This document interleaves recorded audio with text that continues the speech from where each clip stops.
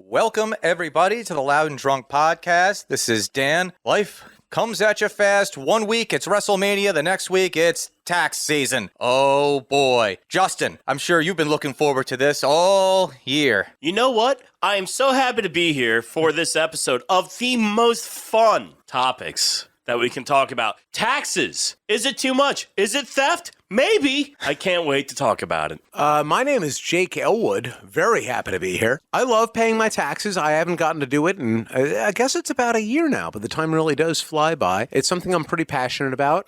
It sounds from that initial opening from Mr. Justin here that maybe I'm going to need to defend it a little bit, but I, for one, love supporting the government, and I support the actions that they do. Very happy taxpayer. Very happy to be here. Justin, who books these guests? I invited myself. We're not going to dox anybody, but we'll handle it off air. Goodness gracious. Well, the person who's not here today, he's got other business. It's tax season. Maybe he's, trying to avoid the IRS. Maybe he's giving legal advice to Sean Puff Diddy Farty Combs. That is what I heard. So, in his stead, we can welcome back to the show, Ed. I'm so glad to be here amongst these fine gentlemen. A little upset about the subject matter, but, I'll do the best that I can. But before we get started, I actually do want to say that we are live, www.loudanddrunk.com. That is our home base. If you want merch, you want to catch up on the podcast, go to www.loudanddrunk.com today. Also, if you like this podcast, share with your friends. Give us a like on YouTube and Rumble, comment, all of that. All right,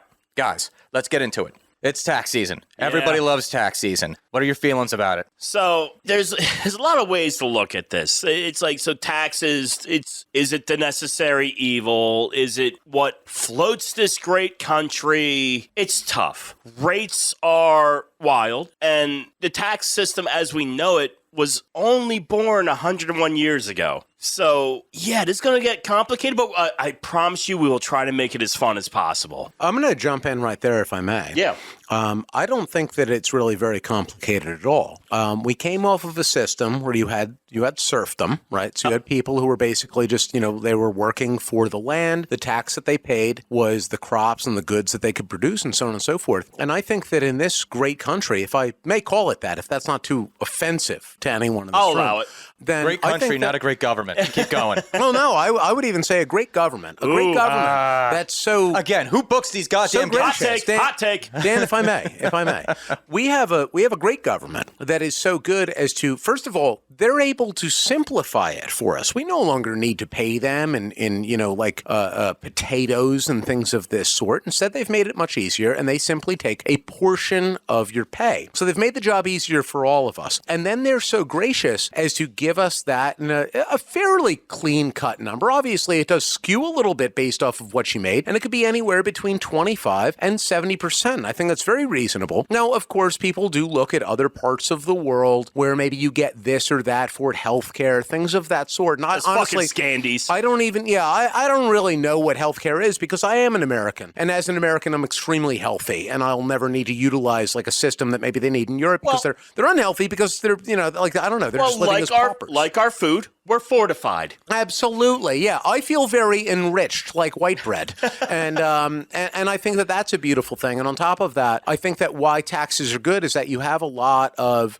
again, when you look back at serfdom and feudalism and so on and so forth, for a lot of those people, it's very difficult for them to tell, like, where are these potatoes going? Are they serving an army that I don't even believe in? Are they fighting a war that I didn't really marry myself to? But in this country, and this is one of the beautiful things, it's that you always know where your tax money is going, and you know that it's being used towards something that benefits you personally. And you can see that every single day. So when I wake up in the morning and I just look out at the world, I'm able to really drink in that my tax money, that 40, 50, 60, sometimes 70% that I pay went towards something that not only benefits me directly, that I can see right then and there, but it also benefits people that I love. And I, for one, I love supporting people that I love. And I know not everybody feels that way. Some people hate people that they love, but I also support children and animals. Pump the brakes. I'm just saying. I believe in it. I think think that it's a positive thing, and I think that it's great that our tax money goes towards places that it's able to benefit us, because that's really the key. That's the reason that we have taxes in the first place. It's meant to benefit you. Just keep you. going. Yeah. It's meant to benefit you. I from someone named Jake Elwood, I did not think this is going to be the position that you were going to I don't know take. why you would stereotype me that way, but I think it's a stereotype. I think we have a secret European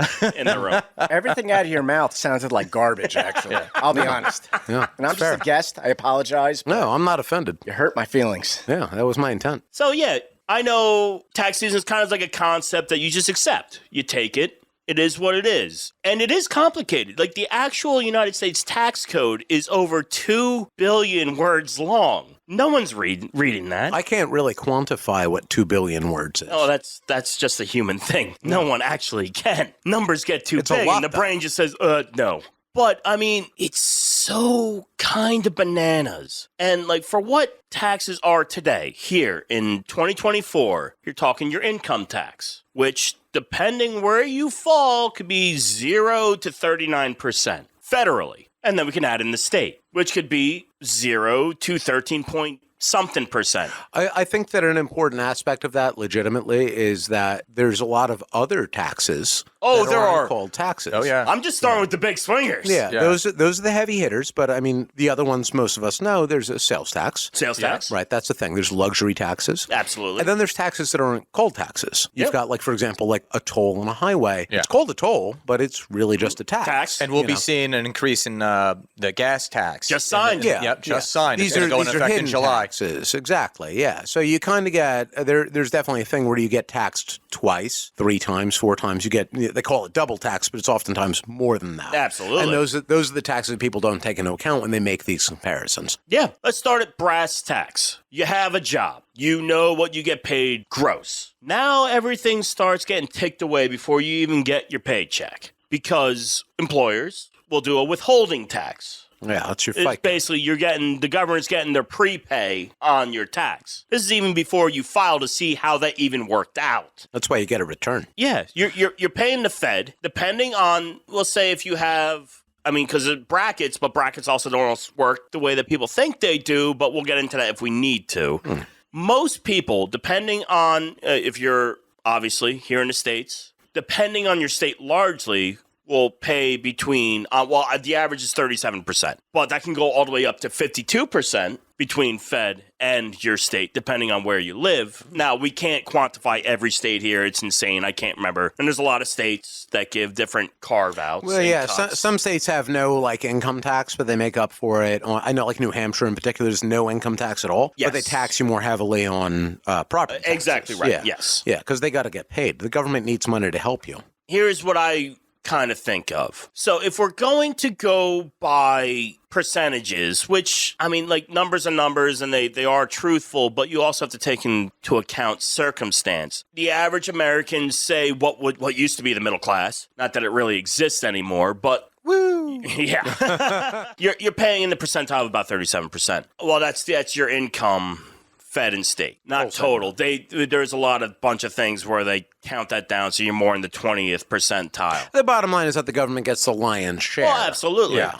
We here in the States, taxes are extreme, yes, but we are nowhere near paying amounts of taxes that a lot of, like, Scandi countries do. And I'm not saying this in a way that makes it seem right or wrong. You can make your own decision on that. But, like, Scandi countries with populations at 2% of the United States population. You're talking about, like, a country like Sweden that got 20 million people living Yes, there, and they're yes. extremely oil wealthy. It's like talking about fucking, like Saudi Arabia or something, where they're an enormously wealthy country that has a small population, and then the taxation is obviously going to be very different. All things have to be considered. From my observation, it usually works better to quantify this high or low with smaller countries. You're dealing with much smaller points of numerical values as far as, like, subject study points, if you will. Here in the States, what really kind of fucks everything up is that our tax code is so convoluted and has 80 years of carve-outs, deals, different codes for very distinct things that allows corporations, foundations especially, that use one of the oldest tax avoidance things going back to Carnegie's. And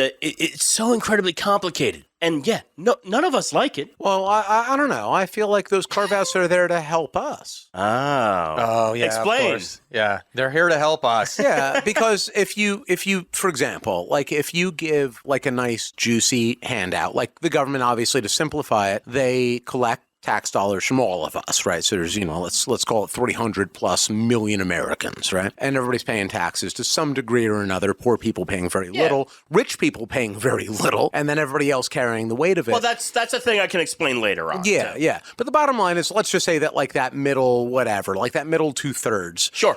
They're paying the bulk of the taxes. Lionheart. Right. And then those taxes go towards subsidizations for major corporations that are listed on the stock exchange. And as middle Americans, we all own those companies and we all work for them, obviously. And so then they give us that money back because those companies ultimately care about America and they care about us as people. And Well, so they're they give people that, too, so- Well, they are people too, but they're generous people, Dan. And that's why they need the money more than we do, because not for nothing, and I'll speak for myself, I wouldn't trust myself to give the money back out. Who invited Mitt Romney on the podcast? But I trust. Pull that mask off. Exxon is going to give that money back out. So how do we get that money back exactly? You're getting it back. You're getting it back right now. When? Don't you I'm waiting. taste that fresh air that you're breathing? This is America. No, it's New Jersey. There is no fresh air. All right, that's fair. That's a fair point. But even still, you're going to get it back, and it is in the mail, and it's going to show up like any day, and then you're gonna be able to taste it and agree with it, and you'll see what I'm saying. Oh, wow. You know what? I don't even know how to respond to you. Because Yeah, there's no we invited response. Mitt Romney onto the podcast. No one cleared this with me. I would have said no. So the bottom line is you take money from me and then I get something in return, yes? Yes. You're supposed to. So I you do. should enjoy paying taxes Yes. if I get something that I feel of equal value, yes? Right, yes. So what am I getting at equal value? You're getting the fresh air. You're getting gasoline. We fight a lot of wars for you. So if I didn't pay any taxes, I would have no air? Yes. Yes. I was think wrong that about that's taxes literally the entire time. only because I know that is like a complicated subject, and I don't know if we should even dive into it. But because there are people out there who hate this system that we have, these people who are just filled with like vitriol in their hearts, and they think that taxation is wrong, they think that capitalism is wrong, and they think that America is wrong. And people like that, not dare I say it, people like Vladimir Putin, they want to destroy that. And if you think for a second that he wouldn't take away the very air that you breathe, then I would call you naive. You know, I don't want to breathe with a lot of anymore then. respect. Yeah. If I don't want I'm clean just, air, I'm if just I don't saying want gas.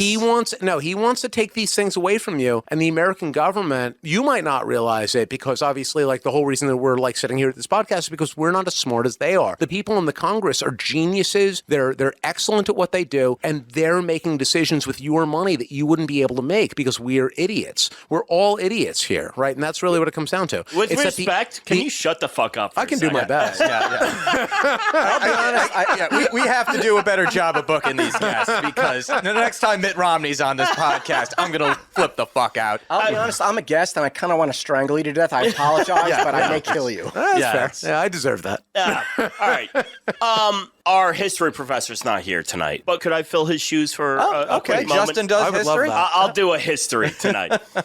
So in regards to, like, obviously, we know we broke apart from, the colonies broke apart from England, blah, blah, blah, blah, blah. We set up our own thing, how we were going to do things. So the history of taxation here, we didn't even have our first tariff for about till 1789 is when, like, we put a 5% tariff on certain goods. The difference being it not going to Great Britain, but to ourselves, our own government, blah, blah, blah, blah. People largely didn't care, and it was only really taxed on the actual, what we make a lot of jokes about today, the 1%. Yeah, it was luxury goods. Exactly right. Moving on to actually, like, the first thing resembling an actual income tax, 1861. Obviously, if you know, the country was in a real bad spot at that time. Civil War. And they needed, literally, if you're talking in numbers, I don't remember them exactly, but all in total, about $7 billion at that time, which is hilariously to say a laughable amount today. But at that time catastrophic. And to chime in real quick, there was an enormous catastrophe that existed at the highest levels of the American government after 1776, where they got on about a decade, give or take. It tied in with the War of 1812, but they basically reached a point where they said, yeah, our whole point was that we were going to argue no taxes. Exactly right. Yeah. To a federal government and only to states and so on and so forth. And basically they ran out of money. Yep. And said, well, we're going to have to go back on that whole thing that we said.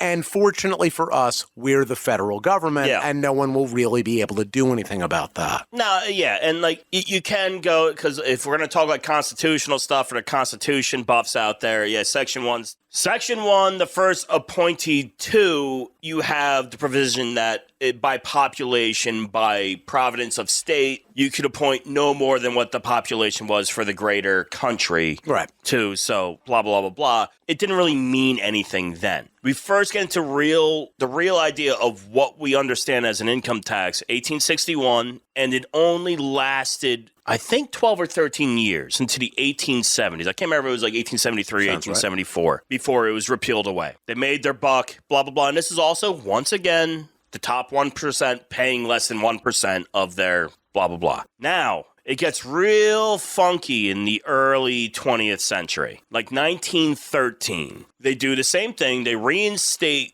the federal income tax on the top 1% paying 1%, but then they got a taste for money. And then it's just been a roller coaster ride. It's been ups and downs, but always up to where we are today, which, like I said, on average, any given person, if you're making a fair wage, say, like, if you do the average of, like, a married individual with 2.5 kids or whatever the case may be for a household, depending on your state, 39% to, like, 52% of your paycheck being withheld for taxes. I think it, like, begs just, like, the fundamental, though, and I'm sorry if I'm jumping the gun at all. No, by all means. But it begs the question of, is it ever okay for an institution to which you are a member, either by force or by choice, to take some of your resources? And is it then, if it is ever justified, is it justified by what reasons? You know, is it because they would use it better, that type of thing? Because then it kind of begs that question of, you know, well, what if I could use your money better than you?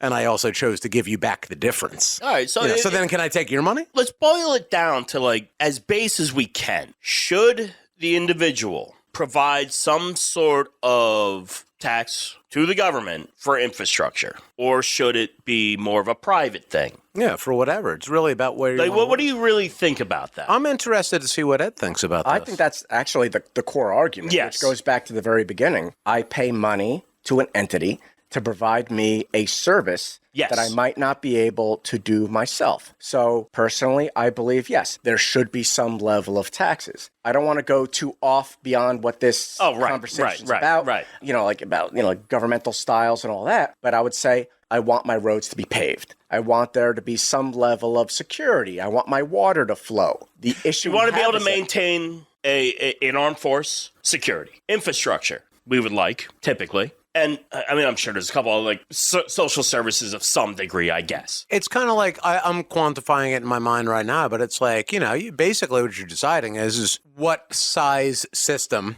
and what does that system look like that I want to belong to, right? So what does that look like to you? And then how does it execute that? Yeah. Because, I mean, the bottom line is that, you know, people always live in groups. And if you live in a group, you got to make sacrifices for the other people in the group, and they need to make that for you, too. So, I mean, that's a government in its own right. I want to see the result of my investment. I want the receipt. Something. Yeah. Where did my money go? Yeah, exactly. I think that's the struggle, though, because we really don't see it. When I pay my taxes, I see a lot of glut, but I don't like... It sounds like you're seeing it.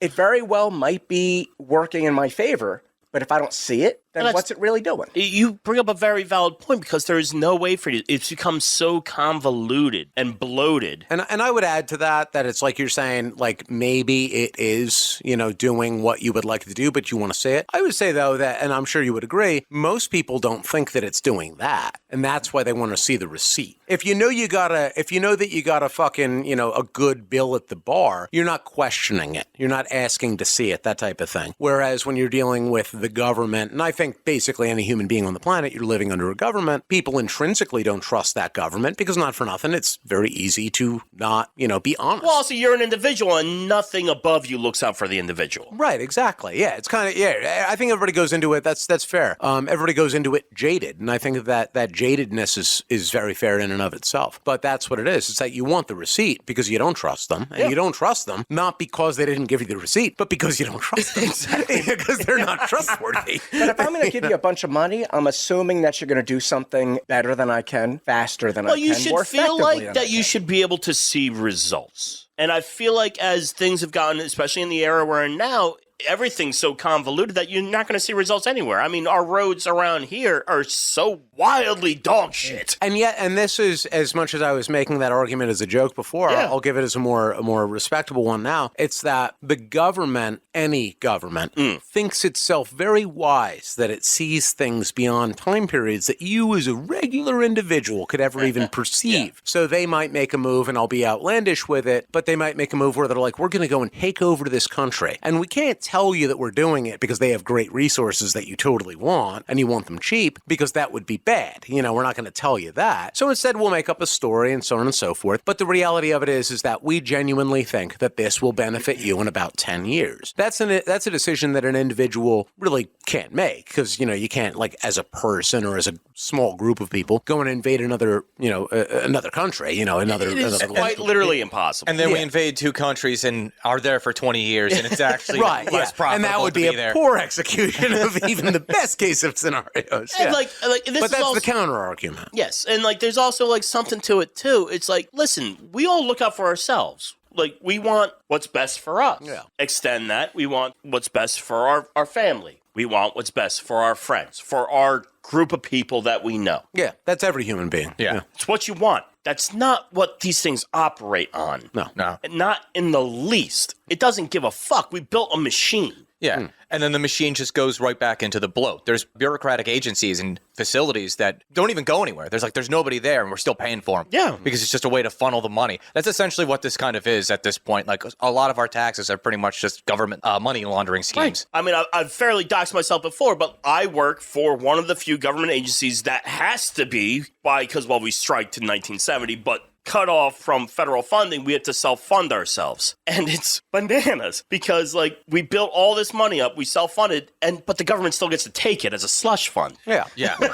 It's the same concept as Social Security, where everybody pays into it and the government is able to borrow, quote unquote, borrow against it. So the money isn't physically there, which there's a lot of reasons for that do make sense. It's all on prospect. Shit on it. Yeah. It's all on prospect. But yeah, I mean, it's completely fabricated. It's just based off of I'll just pay you tomorrow, which that's a delightful thing when you're a government. You can just do that to your own people. But God forbid, you go to the government or a bank, one of their institutions that they authorize, and you say to them, listen, I need to borrow some money and I have no collateral, but I'll pay you back next week and I promise. That's a delight that only governments can engage in. Yeah, it's what's that guy, the hamburger guy from Popeye? I'll pay you on Tuesday. I'll gladly pay you Tuesday for a hamburger today. Yeah. That's what I was thinking of that too. Wimpy or something like that. Yeah, no, you're right. It was Wimpy. Yeah, government is wimpy. Wimpy had it figured out, though. They were simpler times. We need a Popeye in this situation. We do. Just punch him in the face. We kind of live in a sad reality where, we're kind of talking about the ideal of taxes. You're right. I pay something so that my basic needs are met in my community with the people I care about. But that's not what it is. No. You're putting up a lot of money in, and it's used by people that you don't know who they are. And they definitely don't have your best interests at heart, and they're doing stuff that you have no say in. It's a fundamental problem of government in general. I think that you can't have the taxation conversation without having the conversation just about what a government is. Well, no, they go hand in hand, unfortunately. When if you look back far enough in human society, you've got civilizations that were smaller than this one, 320 plus million people living in this country who call themselves Americans. That's enormous. And if you go back a couple hundred years, you've got civilizations where at least least in theory, if somebody fucked you on your taxes, you could go and talk to the guy who did it, and like he knew your cousin, and you could probably like leave him in a ditch and get away with it. Well, levels of connection. Yeah, but there's nothing like that today. Yeah, exactly. We're completely disconnected from the people who actually make decisions with your money. And then it comes back down to that level of trust. Do you trust this person with your money? And pretty much the universal answer, certainly for Americans, I'm happy to speak on that behalf. But I think it's true for almost everybody in the world where the answer is no. You don't trust those people because they're so separated from you, they'll never need to deal with any of the consequences of fucking you over. That's really what it comes down to. So they're able to use this as a slush fund. That was a thing that didn't exist 500 years ago, at least in theory, because you could go and find that person. And the consequences of taking action against them were minimal, simply because societies were not as big as this one. You didn't have civilizations. You didn't have countries where there was 300 million plus people. So they're enormously separated from us, and that allows them the degree of separation to where they are able to use the funds that they collect from 300 million people plus and have no actual consequences for it. That's the bottom line. So we're serfs. Yeah, essentially we go back to serfdom. Yeah, in a way. Absolutely. It's nice serfdom. But I feel so happy about it. Thank you. You should feel good. It's illusionary. And you're absolutely right. When you get to these points of separation, and it's where it's not even just like the actual physical separation from point A to point B. It's people as a whole. We cannot comprehend numbers that get that big. I agree. Yeah. They talk about on the news and they're like, we're giving $100 billion to means Ukraine. Nothing. Yeah. And it's like, I know that that's a big number, but it's incomprehensible. I don't know what $100 billion of anything is. Because you're telling a bunch of people who will never make anywhere near that amount of money. Most people can only comprehend like, oh, I spent $100. Maybe when I spent $1,000 or $10,000 on like a down payment for a house. Right. Now you're getting to an amount of money that people are like, that's just beyond the scope. Yeah. They have absolutely no idea that that's like, oh, wait, that's more money than I will ever make if I lived like 3 lifetimes. Yeah. There's actually a rule for it. I can't remember what it is. There's a number where the human brain just cannot conceptualize what it is. I forget the term for it as well, but I know what you're talking about. Yeah. And it's actually very low. It is. It's kind of like below 1,000 even. It's kind of like what you can visualize. So like a person can't visualize 1,000 of something. And even visualizing 100 of something is very difficult. So it's more like it's measured in tens. Yes, and it becomes it's like counting on your fingers, basically. It becomes conceptual as to actual understanding. Yeah. Where 100,000 becomes the same thing as 100 trillion. Yeah, it's might as well be. Yeah, it's a number. It's an abstract number. I mean, I think it's even more overwhelming than that. I mean, I even try to do my own taxes, and I'm like a mosquito in a mannequin factory. Like, I get so overwhelmed. I go to my accountant, and I can't even, like, he tries to explain stuff to me, and I'm like, stop. Don't tell me anything. Just tell me how much I owe or how much I'm getting. Don't try to talk to me about the math. I grew up with accountants in the family. I have done my taxes myself since I was 18. Now that I am married, that's why I've been asking everybody, like, do you have a good money person? Because I know how to take care of myself. I don't know how to do things when it involves now my significant other, and her money situation is different than my money situation. And there's write-offs and absolutely. all these different types of things. Which I don't know. Like, for me, I took care of myself. It was fine. I got it figured out where I would owe to the state and get a little bit back from the Fed. And I just played that balance for fucking forever. It's based off of keeping people confused. Yeah. That's the gist of it, essentially. And the struggles that the government, federal, and state in New Jersey, they know the number. Oh, yeah. You have to come up with them with the same number and then try to cheat them to try to get as much as you can. Well, that's kind of the nefarious angle of the whole business in itself. Like, they know but we want to see you do it. I find it very interesting. Let's see if you fuck up or not, or if you lie. In Europe, they, and I don't know if this is like universally true. I read it from a few different countries there, but I guess they have some sort of a universal tax code. From the few places that I read about, so like that's UK, France, one other bullshit European country. France, Sweden, a bunch of the Scandies are very similar in that way. If you're like a W-2 there, if you're a standard tax, then they just mail you what you owe. It's basically what you're saying. They give you the math that they did, and you can appeal it, but it's all broken down for you because they already give you the breakdown. Yeah. In this country, it's the biggest lobbying group to not simplify the tax code are groups like TurboTax and fucking H&R Block and big stuff business. like that. Yeah. And they act like, I mean, just like any good lobby does, they're like, oh man, isn't it crazy that the government wants to do this? It's you. You're a part of it. Well, also, it's like, fucking... those things are largely owned by Berkshire Hathaway, so I'm sorry. Yeah, but yeah.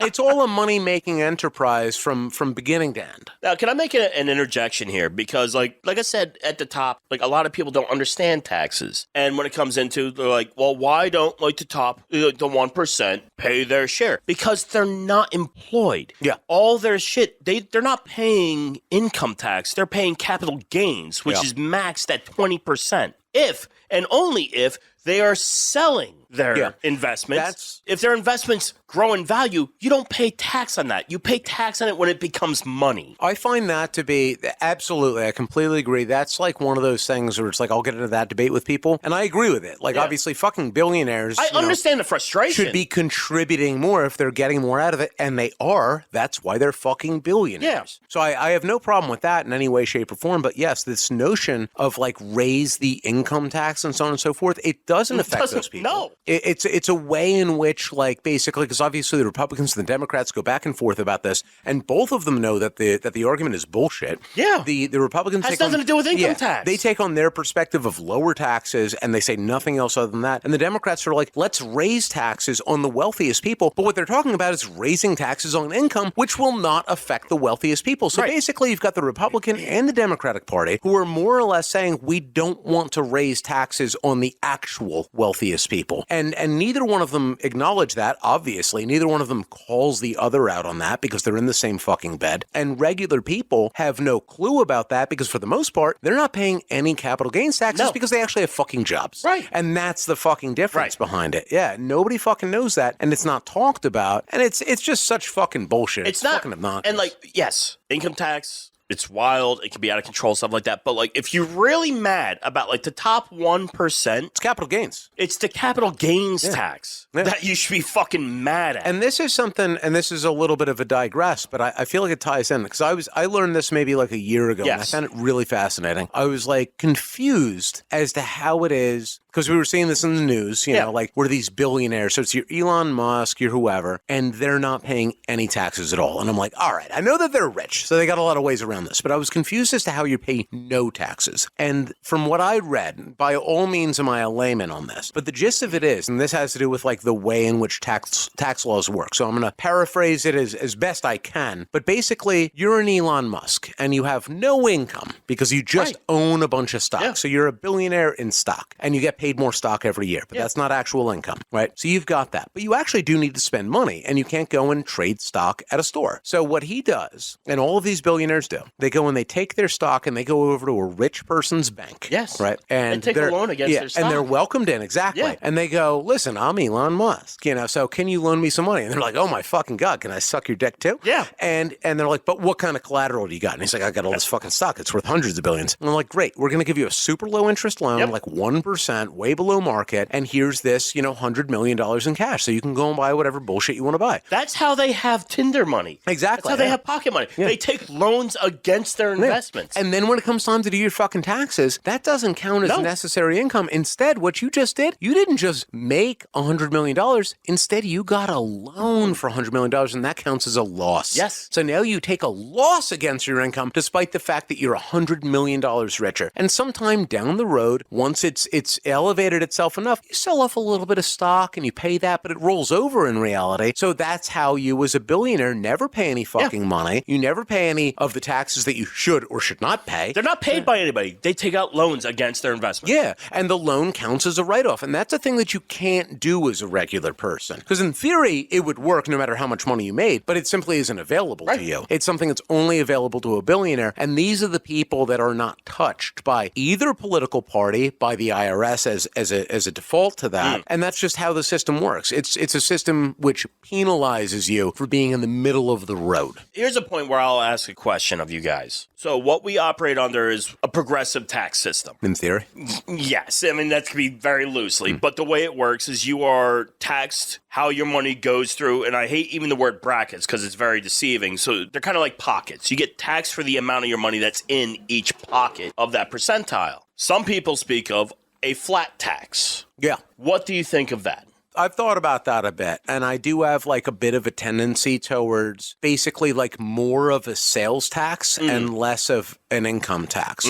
And I come from the perspective of that. I do genuinely feel like if somebody is a have-not, then if we do choose to all live in a society, let's be honest, like if you're very wealthy, you still need somebody to clean your fucking pool or whatever it is that you're doing. We all depend on other people. That's what being a society is. And we should be respectful of that. That's built into my mythos about it. So for me, like a flat tax that was about what you consume, because if you're poor, then you can't consume much, right? That's a very fair point. So I think that then it would probably be more, to me, it would be more beneficial to everybody. Because, for example, like, and I'll bring up Elon Musk again. He bought like a fucking boat worth like fucking $10 billion or some nonsense. If he paid fucking tax on that, well, that'd be a hell of a lot of fucking money. And likewise, if all that you bought this year was fucking rice because you're poor as shit, well, then that's still a lot of tax that you paid for you. Yes. But it's not a lot for the country. Right. I don't believe in this artificial, we're going to make it seem like everybody's paying their fair share. But in fact, and this goes back to what we were talking about before, where it's completely unequal and there's a million different write-offs and so on and so forth. It's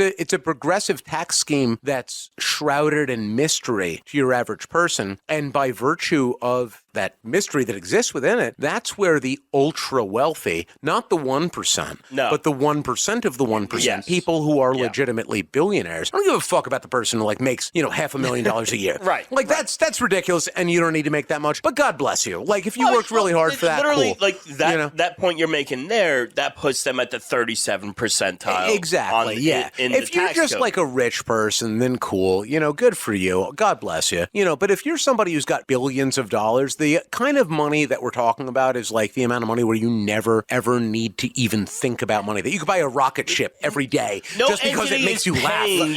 Your investments are paying. Yeah. My problem with it is not that the government should take that money away from you. Yeah. The problem is that the government allowed anybody to make that money in the first place. It's that we already passed this gilded age where now regular people, middle-class people, and lower-class people have had their wealth taken away from them, and it's in the pockets of these billionaires. And now the government doesn't have a good way to take it away from them other than by having an ultra-progressive tax, which by itself will result in other problems. Let me pop in here and ask you guys a question because you were bringing up the wealthy people, Mitt Romney, whoever you happen to be in this episode.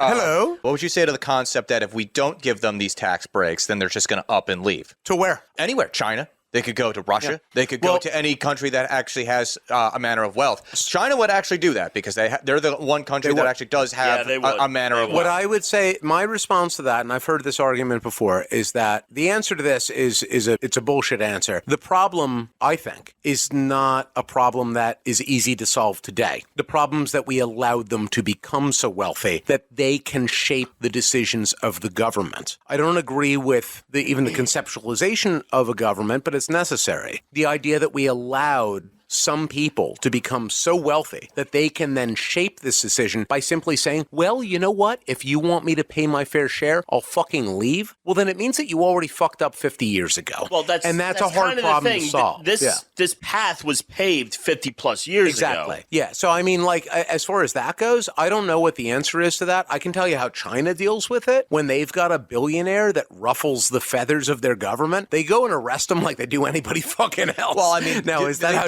we should be living? I don't know. It's similar to how Putin operated in Russia when he first took over. It's just like, listen, you play by my rules or you're fucking dead. Yeah. Not every political system, and I think that, don't get me wrong, I don't want to like defend. There's no clean answer. Yeah, I don't think that those governments, like I don't want to defend those two governments, but I mean, I will say that at least with those two governments, when they've got a billionaire who acts out of line, they punish them the same way, or they punish them, period, the way that they would a regular person. Whereas in this country, billionaires can do anything that they want, and there's no recourse. It also doesn't necessarily have to be those countries. It could be countries that are like kind of like that have less money than we do, but also could just give them the tax breaks, and then having them there can like boost up their economy, like France, Britain, any of those countries. There's even smaller nations that a lot of these fucks go to. Well, that's also for cheaper labor as well. Yeah. What are your thoughts on Can I give you a scenario? Please. What would happen if we didn't pay taxes? I would say not federal or state, but you can do like whatever you want to do local. What would it look like? Interesting. That's a very interesting question. So like to clarify this, so like shape shift everything real quick, like overnight, and everything is basically fine, but now we just start paying taxes. There's no civil war or anything. We just start paying taxes to I'm avoiding all the catastrophe of the federal government collapsing. Right. Or even your state government collapsing, local government. We're not going to be paying anything to some higher entity. The problem is there has to be a lot of low-level structuring, and that people have to agree, at least with your neighbors. So, like, you actually have to have conversations with people that you locally deal with. But where does that reach a point of contention? I look at it in terms of like a macro kind of thing, where if you pay taxes to this large infrastructure, in this case, the federal government, which hypothetically is what we were leaving out here, then that's where the country comes from. So if you exclude that and say that we only pay, let's say, municipally or... Does it break down into smaller fiefdoms? Yeah, I think that it becomes a fiefdom society. Not to say that that's bad, but that's what you then have. That the only thing that bridges all of this together is a singular government. I know that most people wouldn't want to hear that because we all believe ourselves to be very much so Americans, but also America's a gigantic We're country. intrinsically tied. Yeah. I mean, the people in California have very different, concerns than I've got over here. Yeah, I would argue that, we say we're, I might go like segue, so definitely. No, please, but no, give it. We say we're Americans as much as we say we're Giants, Jets, or Eagles fans. I agree. I agree. I would just love to actually through like a simulation to see how that actually plays out, though. I think that what you get is smaller societies instead of this one that's 300 million strong. You get a smaller society, but there's many different versions of them spread throughout this land. Essentially, you go back to something that we would probably call feudalism, but basically you just have, that's really what it comes down to. Whatever that organization is that you're paying money to, that's kind of where your concerns stop. Leave the others alone. Yeah, it's along those lines. Well, I'll bring this back You're selling it real good to me right now. I'm sold. Yeah. I'm not opposed to that type of concept, but I'll bring it back even to the questions that were put forth before in terms of, I guess, just the general way in which we go about it. And you made the point of nobody wants to pay their taxes, and I do agree with that, but there is a counter argument, and that's that, and I don't think that I'm like alone in this, but I've made charitable contributions out of choice. Yes. Very much so. Yeah. And Ed, I know that you have, for animals. I've done the same thing. I think that, most of the people that I know have done something with their money. To some degree.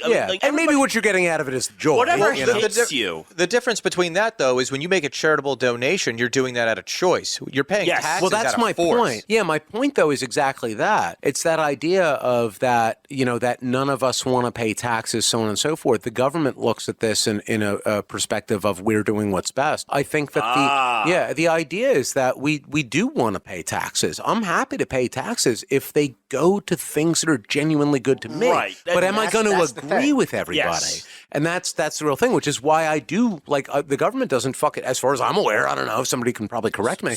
But, I don't think the government does shit for fucking animals, but I care about them very much, so I donate. This is kind of a thing that is kind of like the age-old question. Like the big government, small government, big locality, small locality, dealing with your community directly as opposed to the ubiquitous. Yeah. To me, that's what it's all about. Yes. It's entirely about It's size. very interesting. And it's we could all put out conjecture as much as we want. And ideally, my brain is very attracted to that, to put money to what I decide I want money to go to. If we locally care about our infrastructure, we should put money locally to our infrastructure. If we want money to go to certain government resources, it should go to that. But unfortunately, we are mired in a situation that is not that. I've put it in this perspective, and I've actually shared this with you guys before, and this for me is my conundrum with it. It's that if you ask me, and people have posed this to me at the bar, given my difficult positions on things, what kind of government do you want? That type of thing. And I'll tell them, I'm very much so about anarcho-primitivism. I just want to fucking build my own fucking cottage in the middle of the woods, and I'll build my own fucking little revolver, and if somebody shows up and they want to fight with me, then I'll either kill them or they'll kill me, and that's my life. And I just lived my life right there, and I'm living like a fucking person did 1,000 years ago. At the same time, I have a mother. That's the thing. It's a dream when you're an individual unattached. Exactly. But I've got a mother who's 75 years old, and hopefully she's got many more years left in her. But I'll always put it forth to people because I don't like to be a hypocrite. We all are, but I don't like to be one. Well, it's the game of being a human. Yeah, and I'll say to them,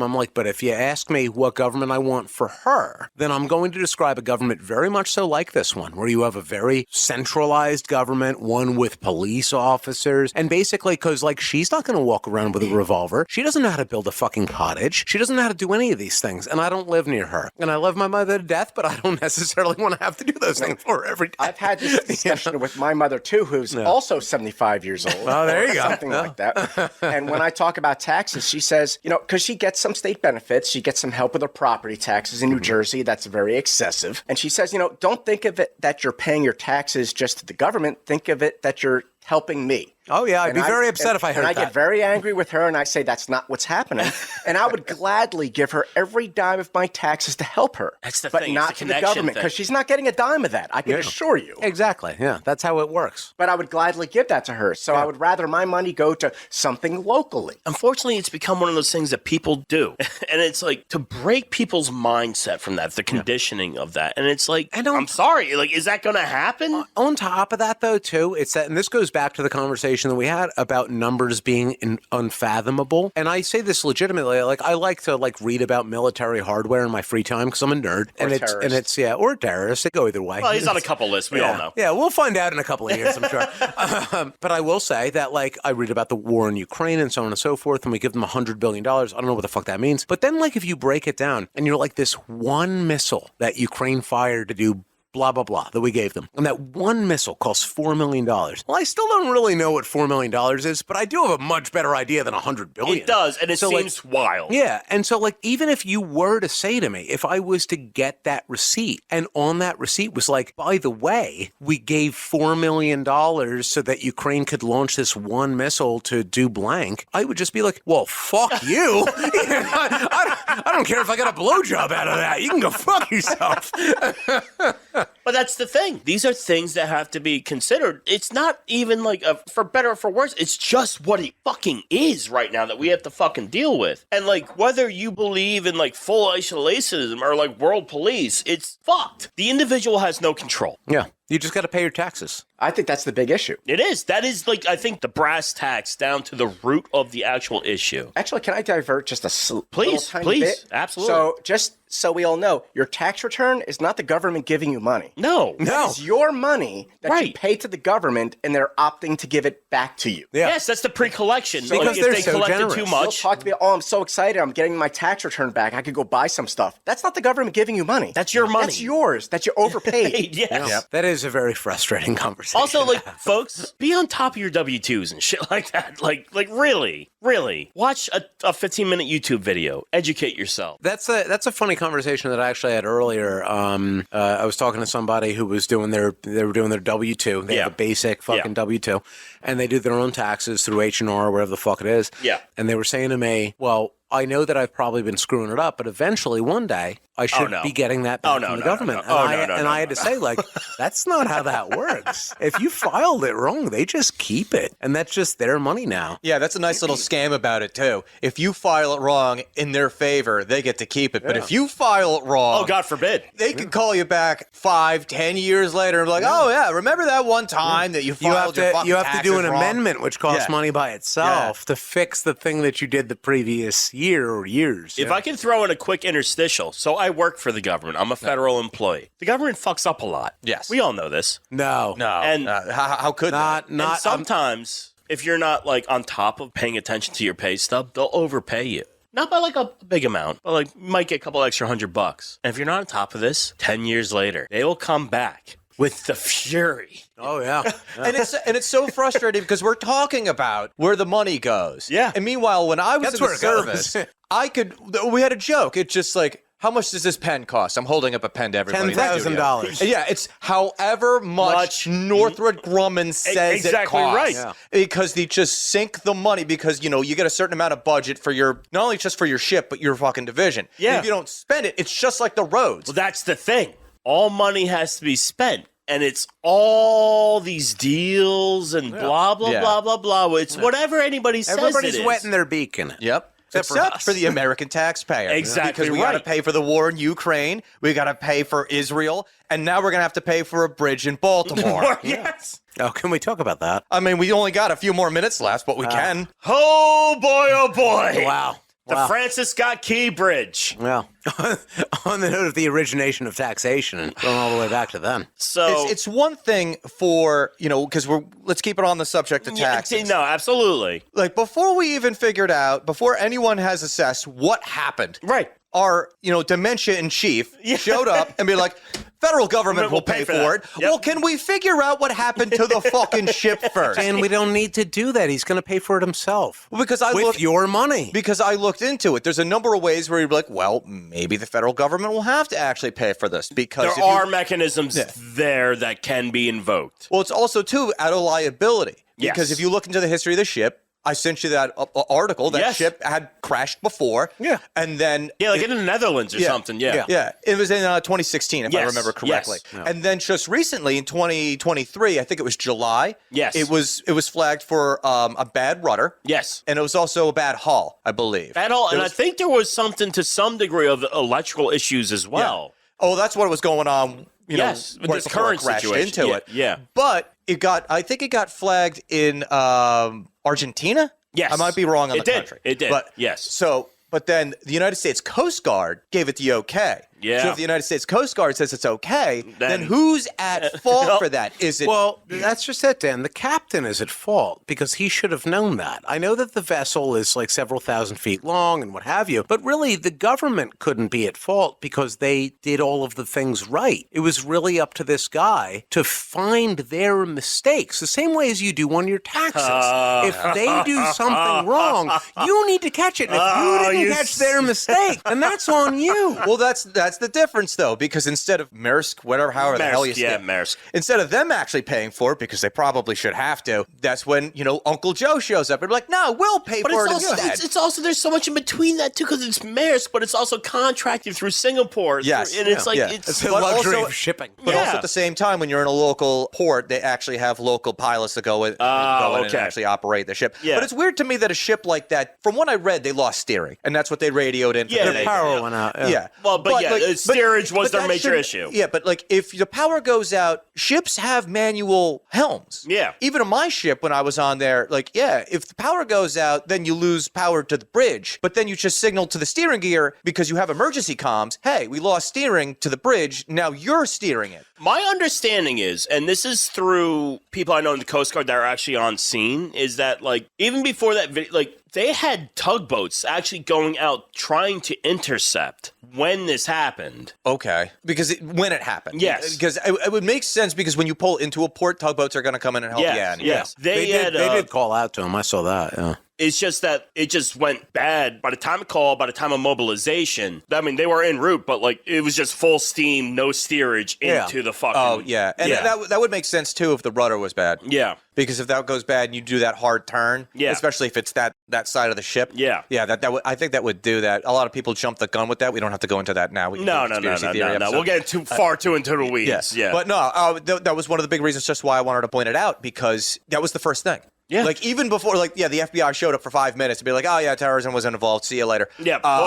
And then Joe Biden's like, no, we'll pay for it. It's like, can we figure out what the fuck happened first? And it's just throwing more taxpayer money away. But when you have a limitless bank account. Yeah. No, exactly. it is limited. It is limited. But every time. It's not. You just print more money. You just have to make more money. Yeah. That's not how any of this works. And that's are we going to do an inflation episode next? I imagine myself in that scenario. And if I gave zero fucks, as I assume most politicians do, then I would just look at every problem as one that I just solve with our infinite bank account. Because you know who I can call upon? All of you. And you will pay for it. And you make the point. And you make the point right there with that little joke that it's all wasn't a joke. fucking theft. Yeah. Taxation is fucking theft. Oh, because but they take your it's fucking theft money for that your you own earned, the good. government didn't fucking earn it, and then they put it into little fucking war coffers or whatever. Oh, look, the ship crashed. Yeah, maybe the federal government should help out with that to some degree because the Coast Guard fucked up. Well, we didn't I wouldn't fucking say assign that. No, the Coast Guard did everything right, and so did the government. It was really, and Maersk did everything right. I'm sorry. Did you serve in the Coast Guard? You know anything of what goes on in the Coast Guard or the Navy or anything like that? Yeah, absolutely. Yeah. I can guarantee you if they did any sort of checks, those were gun-decked to fuck. Well, listen, nobody's ever going to prove that, and unless you want to fall out a window, then you'll stop talking right there.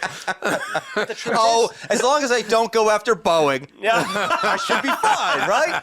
Right? As far as we know. Yeah. But the truth is that when you're in power, you get to make the decisions. Yes. Well, and it's also like it's levels of separation with this shit. It's easy to just fucking say, oh, yeah, we'll throw the fucking taxpayers' money at this situation. What you just said, Ed, that is exactly, like, that is kind of my take on it. It's unpopular because it's sad, but the reality of it is exactly that. It's that when you're in power, you get to make decisions that nobody else fucking likes, and they're bad for you as an individual and bad for your family. And you know what? You can't fucking do anything about it. So but also at the same time, this is supposed to be a representative government. What's the word supposed to be? I understand the hesitancy there. Yeah. Because it's bullshit right now. But that's supposed to be what the idea is. So you're supposed to be like, if they're spending your money like a piece of shit, then you should be able to throw them out. But you can't because they're all on the fucking league together. As we know, as it should be run, as we were all taught by like the stairs of fucking whatever that shit was we watched I'm an in grade amendment school. to be. Yes, exactly right. That shit does not exist in the way it was put to us. No, absolutely not. The balances of power are way out of skew. Well, Justin, you got to get out and vote. And you're talking about taxation without representation. Election's coming up. November, that's a baby. sad fact Nobody that we're knows talking who's about. going to run even. We've let it. And like, this is fucking true, though. We have let it get out of our hands. Yeah. Yeah, we did. But it's also, it happened way before we were born. Well, you are absolutely right. This has been going for a very long time, and when things are on a slide, they're not as easy to see as an adjunct move. Yeah. It was even before our parents were born, because you even mentioned it was like, what, was like 1913 when the actual tax code kind of really 1913 went is when it got ratified. Yeah. 1909 was when it first got put up, but 1913 is when it was ratified. Yeah. So you're already talking about over 100 years. Yes. So I can't So at that blame my point, like, parents. it's already entrenched. Yeah. It's already entrenched in the system. So at that point, you talk about how do you fix it? Well, you're either going to have to do something radical, or you just, go with the flow. At this point, it has to be so fucking radical. Yeah. Because Whoa. Quiet down there over Mitt Romney. So you got to burn the system down. Listen, if it ain't broke, don't fix it. I'm just saying this works really well for me. Corporations are people too. Absolutely they are, Dan. I'm getting a little scared by what I'm hearing in this room. these are not drastic movements. These happens over people's lifetimes. Yeah. They are not called to move against anything that happens lackadaisically. And people are not worried about this shit. They worry about it in moments. What they worry about is, how do I feed my kids? Oh, fuck, like work laid me off, or fucking real day-to-day fucking problems. All this shit gets fucked up in the background. Well, that's not a problem for Mitt Romney, though. Of course not, because you got to be a senator from Utah for some reason. Yeah, because I worked hard and I pulled myself up. But you by were my also the bootstraps. governor of Massachusetts? Yeah, because I earned it. Yeah, because you were a carpetbagger. Yeah, I don't know what that means because I don't speak in Let's peasant not terms, talk about but the yes. family in Mexico. Don't worry, everybody. We're going to take care of him before the podcast. Oh, I hope so. I've had a good I life. guarantee it. And like, It's like a Meineke thing. like, this is not... It's tough. We have a legacy issue. Yeah. That will not change with any fucking election. No, because whoever gets elected is either going to be a Democrat who agrees with the system, or it's going to be a Republican that agrees with the system. Yeah. That's why the system's in place like that. It's an old Mitch Hedberg joke, but it's just like, you some like, of my favorites. yeah, you just like, the guy runs on all this ideals, and once he gets elected, they bring him to another room and they show him at a different angle, Yes, the JFK assassination, right, yeah. and then he I changes his get tune. it. Yeah. It's actually kind of It's actually kind of funny because that's like, I don't One think of he the meant most the joke. highbrow of his jokes. But it's also, that's kind of happened. That's what happened to Barack Obama. Well, if you it actually look doesn't- at his 2008 campaign. I'm and then sorry, he and became this president. is me, myself leaking, but like, it doesn't matter. Yeah. It doesn't matter what party, Right. Who's it going to be? Like, for all you This is Trumpers our out there. institution. Yeah. The parties don't matter. Yeah. This is the American institution. And you think you're getting yours, and then you shut up for 4 fucking years or 8 years sometimes, but like, it always vacillates. Yep.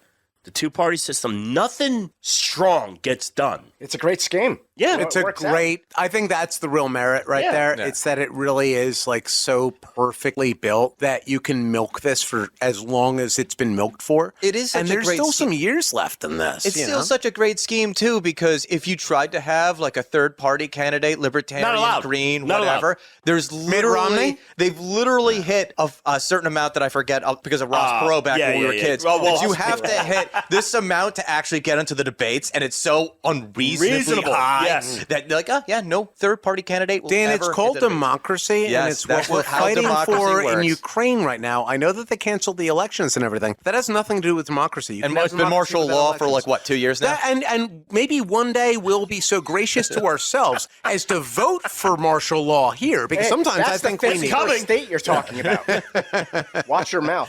They're coming for me. Listen, this pot. If we Vote weren't Mitt flagged Romney. on YouTube already. Listen, we're not mobilizing anybody. We are all part of the fucking game. Yeah. It sucks. Also, Yes, it meet sucks. us at the Congress on April No, 6th. shut up. All right, sorry.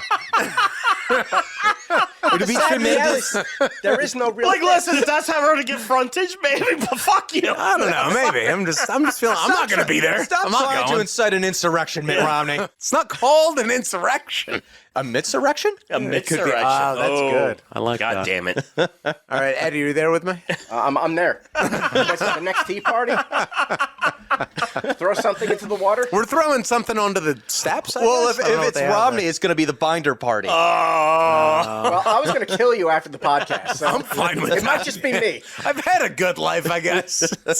Take care of my cats. We're not here to mobilize anything. We're not even here to fucking educate you. But Speaks the for reality, himself. the system is too big. It's too Like, big. how do you It's even too big. figure it out? It's too big. And it sucks. We're unfortunately, like, various degrees of this bullshit. On a positive note, Please. the way in which I approach it is it's exactly what you just said. I do think that the system is too big for myself, certainly, to really quantify and to wrap my mind around. And I do observe how people get very riled up about politics and so on and so forth. And I completely understand why from either side, you know. But it's also never enough to be a revolutionary movement. right, yeah, It's no, like- and that's fine. It doesn't need to be. It's all on Facebook. I genuinely approach it from the perspective of as long as I can take care of the people that I take care of, you know, like my family and so on and so forth, my friends, then that's enough. And if that changes at some point, I know that that's an argument which is criticized throughout history. Yeah. Because, of course, you know, sometimes that's the mythos that people have. And then, of course, it's, you know, too late and blah, blah, blah. But I mean, really, I think that's an important aspect of life is that you kind of got to enjoy your moment right now. Because the reality of it is that you could have the perfect fucking government in the world. You could flash back in America 200 years. And you know what? People didn't fucking like George Washington at the time. Yeah. That's the that reality of it. Yeah, that was a really big fucking thing back It's then. that no matter who your government is, nobody wants to be ruled over. Nobody wants to have their taxes spent in a way that they personally didn't choose to spend it. But you know what? I like spending my money on fucking Cheetos sometimes.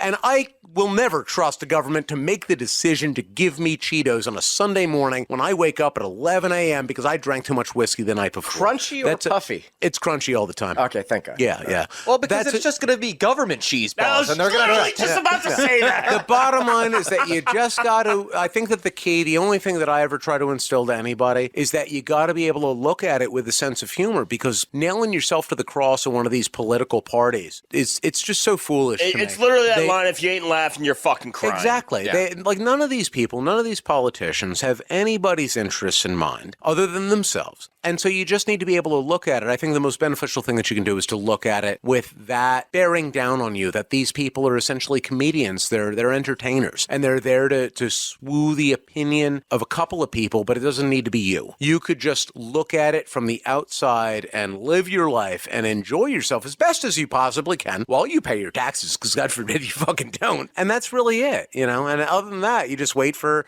you know, an eventual, what are we talking about here? A civil war, an insurrection? Are we doing that? Maybe. No, it's again, for the sake of whatever platforms host us after this episode. Don't use We the are word not insurrection. inciting anything. It is a mitsurrection. Mitsurrection. We are It's a going to just mitsurrection. hand out binders of women to Also, if I can put this out to there, Mormons. like, we obviously speak from a very American point, but, like, this is, like, a universal world problem. It's not just an American fucking issue. Like, it's a human fucking problem. Yeah, nobody We know likes it the from our lens. But, yeah, there's gotta so many take- people on this And one rock. of the more heavily taxed states in the country too. So like, we can bitch about the federal Well, government I mean, all day. and all here night, in Jersey, too. we get it. Like, we are, a lot of people literally, as I said before, you can be taxed just on income tax up to 52% of your income tax. And we are damn near close to that in New Jersey. And also, depending on what bracket you find yourself in. to tie it together too, bringing the two-party system in. Who was the person who actually even think created the gas tax in this state? Yeah. It was Chris Christie. It was on Chris the way Christie, out, yes, saying, yeah. doing the double birds. Like, Yep. oh, you voted me out? Fuck you. Yep. Here's a gas tax. Yep. Well, he And then did that here's- so he could be on a beach. when Yeah, no so one he else could was allowed. he could air out his gentleman's fupa on a closed beach. His Exactly. Yeah. gentleman's See, you fupa. get it. Now I we're speaking love the that. same language. Yeah. Because if I was in power, I would do the same damn thing, and I give you all the middle finger. Yeah. Good That's And that's just what it is. Yeah, if you gave me that kind of power, I would totally be. Why is everyone airing out their gentleman's fupas on? Don't tell me my business. Well, at least McGreevy didn't do that. Well, that's true. He was doing his own thing and it never bothered anybody. God bless Club and AC, but I mean, McGreevy, Corzine, Whitman, fucking had their own gentleman fupas to put out in the world, I guess. Fair enough. Yeah. Yeah, it was really complicated for Christy Whitman to have a gentleman's fupa despite being a woman, but somehow she did it. She did it. When you're in power. New Jersey, God bless you. All right, well, we had fun talking about taxes, I guess. I enjoyed it. So if you had fun listening to us, please subscribe to this podcast and leave us a 5-star review. Check us out on YouTube and Rumble. Make sure that you like, comment, share, and hit that notification bell. Follow us on social media. We are at Loud and Drunk on Twitter, Facebook, Instagram, and TikTok. If you enjoyed this podcast, then go to www.loudanddrunk.com. That's our home base where we will not be inciting any sort of insurrections or midsurrections or anything of that nature, because please, for all law enforcement entities, we are not doing that. And if I could just jump in real quick, like, we tell you to go to all these platforms and stuff, but like if you have friends, like if you listen to this, like word of mouth. Yeah. Tell your friends, tell like the people that you might think might actually like this, just tell them. Like, it might really help us out a lot. The big thing with the whole call to action thing that we do at the end of the podcast, the biggest thing out of all of those things. Now, if you like, that helps us in the algorithm on YouTube. Comment does the same thing. If you share it, then you're showing it to somebody else. Somebody that you already thought about when you were listening to this podcast. Exactly. So that's the biggest thing. And you can do that on any platform, not just YouTube, not just Rumble, but also Spotify, also Apple. You can share the podcast wherever you get this podcast to whomever you want to. And that helps us out because it gets more earballs on the podcast. Exactly right. And if they like it, then they subscribe. Then we can actually, then it actually makes it seem like I'm doing something when I edit these. So, for Justin, Mitt Romney, Jake Elwood, Jake Elwood. I could not I couldn't get your kayfabe down because you're a blues brother, you're Mitt Romney. What are you supposed to be? All I'm here to do is to tell people about April 6th when I will be at the Jiffy Loop wearing having his an special insurrection underwear. of my own. Yeah. And for Ed, thank you so much for joining us. Thanks for joining us, Ed. Always a pleasure. I'm Dan, and until next time, death, taxes, and the end of this podcast. Yes, Loud and Drunk. Woo! Goodbye.